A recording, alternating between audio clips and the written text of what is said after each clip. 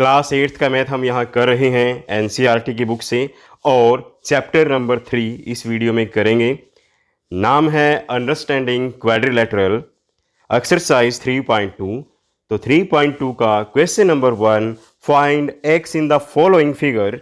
यहाँ पर अलग अलग दो डायग्राम दिए हुए हैं, पार्ट ए और पार्ट बी। तो ए पार्ट में पहले हम देखते हैं।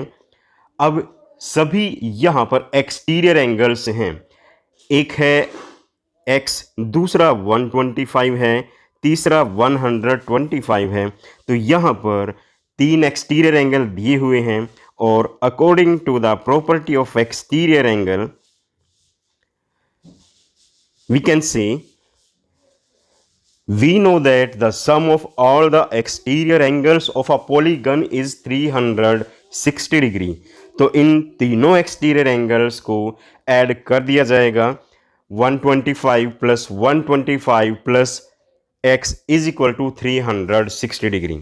तो अब यहाँ पर 125 में 125 ऐड करेंगे तो टोटल उसका 125 का डबल 250 हो जाएगा और ये 250 दूसरी साइड जाकर नेगेटिव होगा, यानी 360 में से 250 को माइनस किया जाएगा।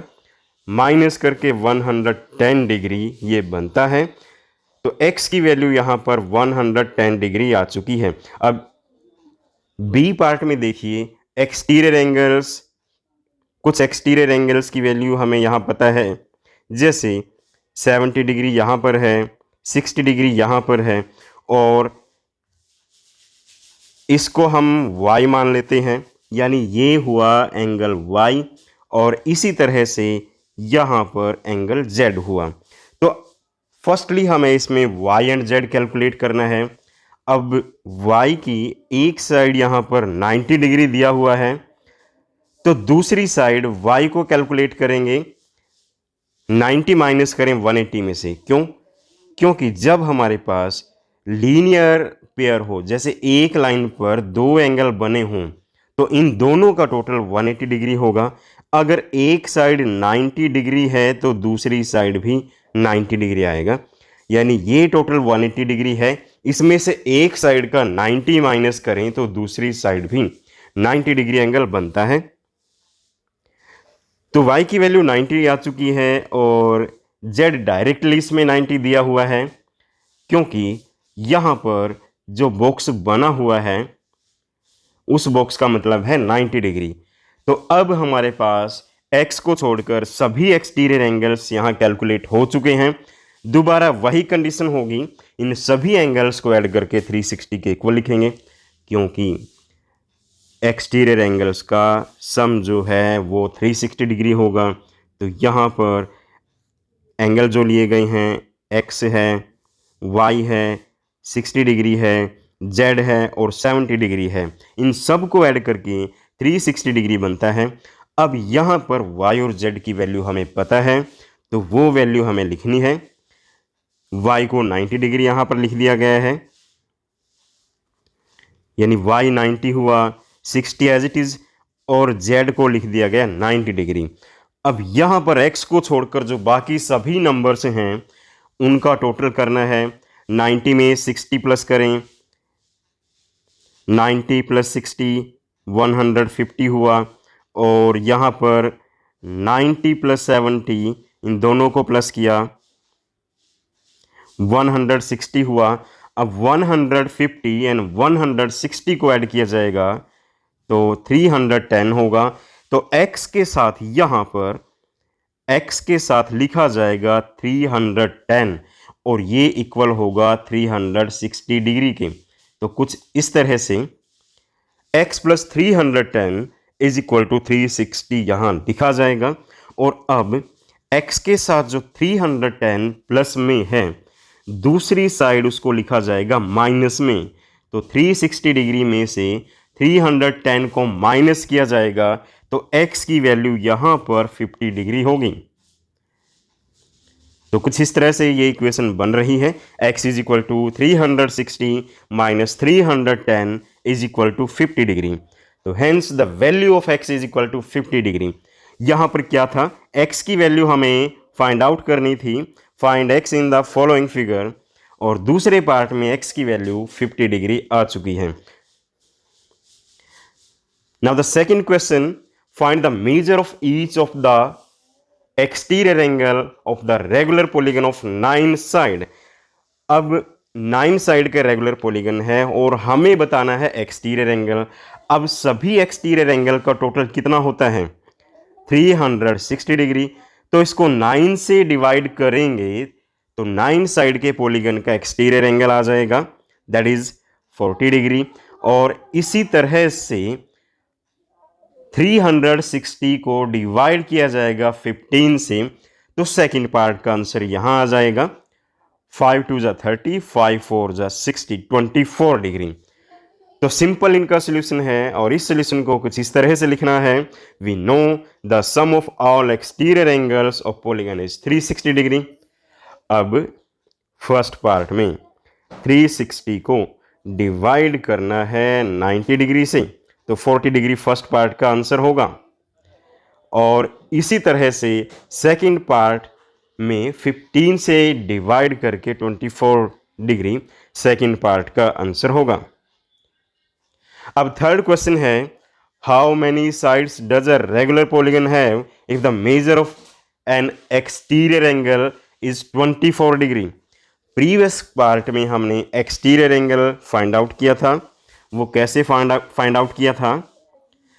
360 डिग्री को नंबर ऑफ साइड से अगर डिवाइड किया जाए तो एंगल आएगा। अब यहां पर ये एंगल दूसरी साइड लिख दिया जाए, डिवाइड में चला जाएगा, और ये एन दूसरी साइड, यानी इनको रिप्लेस करके लिखना है।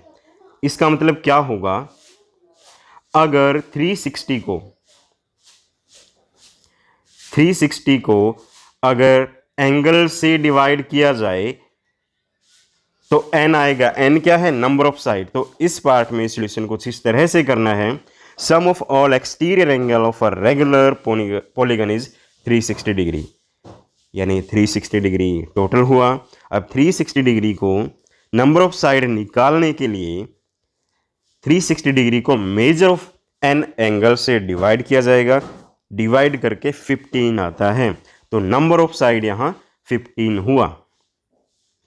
In the question number 4, how many sides does a regular polygon have if each of its interior angle is 165 degree? Interior angle 165 degree दिया हुआ है, तो एक्सटीरियर क्या होगा? एक्सटीरियर क्यों फाइंड आउट किया? जैसे प्रीवियस क्वेश्चन में एक्सटीरियर एंगल हमें पता था, नंबर ऑफ साइड हमने बताया था, तो इसमें भी एक्सटीरियर फाइंड आउट किया गया।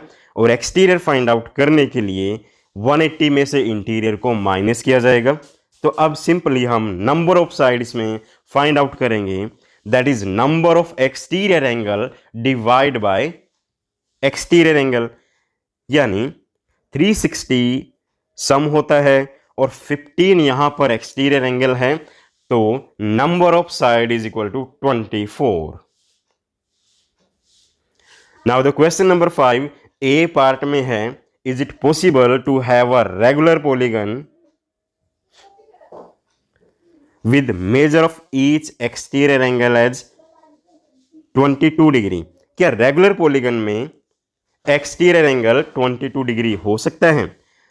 तो इसके लिए एक्सटीरियर एंगल 22 डिग्री यहां पर है। नंबर ऑफ साइड, जैसे प्रीवियस क्वेश्चन में फाइंड आउट किया था, सम ऑफ एक्सटीरियर एंगल को अगर हम एक्सटीरियर एंगल से डिवाइड करें तो नंबर ऑफ साइड आएगा। तो इस क्वेश्चन में नंबर ऑफ साइड आ रहा है 360 को 22 से डिवाइड करके 16.36, जो एक नेचुरल नंबर नहीं है। तो हम लिख सकते हैं, जब नंबर ऑफ साइड यहां पर नेचुरल नंबर नहीं है तो ये नेचुरल साइड्स नहीं हो सकती। तो इसका आंसर होगा no, we can have a regular polygon with each exterior angle as 22 degree as it is not divisor of 360 degree. अब बी पार्ट में कैन इट एन ए में था एक्सटीरियर और इसमें इंटीरियर होना चाहिए, तो इंटीरियर एंगल 22 डिग्री है। अब इंटीरियर एंगल से हम एक्सटीरियर एंगल फाइंड आउट करेंगे जो 158 डिग्री है। अब सेम इसी तरह से जब हम डिवाइड करके देखें, यानी 360 डिग्री को अगर 158 से डिवाइड किया जाए तो एक नेचुरल नंबर नहीं मिलेगा। तो इसका मतलब क्या हुआ? No, we can't have a regular polygon with each exterior angle as 158 degree, as it is not divisor of 360 degree.